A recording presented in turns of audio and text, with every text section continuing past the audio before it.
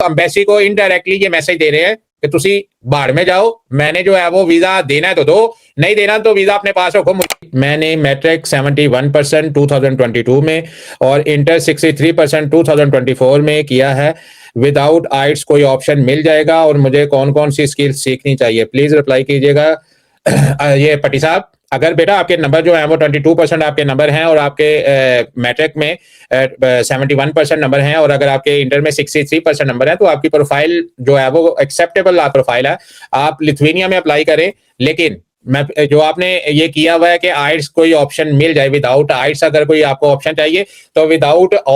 जो आइट्स है वो आपके पास जो ऑप्शन है वो बहुत मिनिमाइज हो जाती हैं। आपको हमेशा से हम यही रिकमेंड करते हैं कि एम्बेसी जो है वो ये चीज चेक करती है कि आप में मोटिवेशन कितनी है, पढ़ने के लिए कितने जो है वो क्या कुछ कर सकते हैं। तो अगर आप पढ़ने के लिए बाहर यूरोप में जाने के लिए अगर आप आइट्स नहीं पास कर सकते तो ये एम्बेसी के लिए एक आपका जो है वो वीक पॉइंट होता है। आप एम्बेसी को खुद कह देते हैं इस आइट्स ना करके, हालांकि यूनिवर्सिटी आपको एडमिशन दे देती है, लेकिन एम्बेसी को आप इनडायरेक्टली ये मैसेज दे देते हैं कि भी वीजा देना तो दे दो, नहीं देना तो आप जो है वो बाहर में जाओ, मैंने जो है वो पढ़ने पुढ़ने का मुझे कोई शौक नहीं है। ये आइट्स ना करने की वजह से आप एम्बेसी को इनडायरेक्टली ये मैसेज दे रहे हैं कि तुसी बाहर में जाओ, मैंने जो है वो वीजा देना है तो दो, नहीं देना तो वीजा अपने पास रखो, मुझे इसकी कोई जरूरत नहीं है। तो इसलिए हम आपको ये कहते हैं कि आप हमेशा से, आपकी प्रोफाइल अच्छी है, आपके नंबर अच्छे हैं माशाल्लाह, तो आप जो है वो अगर आइट्स कर लेते हैं, चाहे 5.5 नंबर भी आप ले आओ जो कि सबसे कम नंबर है, कोई भी ना पढ़े तो फिर भी जाके अगर एग्जाम दो, आप तो 5.5 नंबर आपके आ जाएंगे। अगर आप इंग्लिश मीडियम में आपने ये सारा कुछ किया हुआ है तो आप ये लेके अगर 5 भी आ जाएंगे ना, अगर आपके 5.5 बैंड भी आ जाएंगे तो फिर भी आपको रोमानिया जो है वो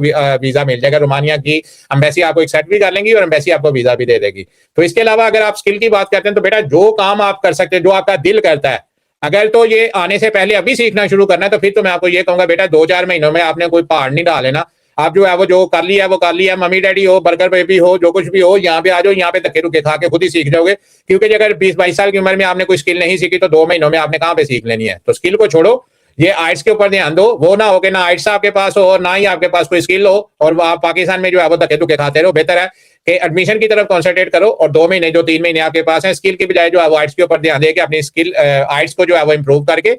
जो है वो एडमिशन लेके यहाँ पे आ जाओ।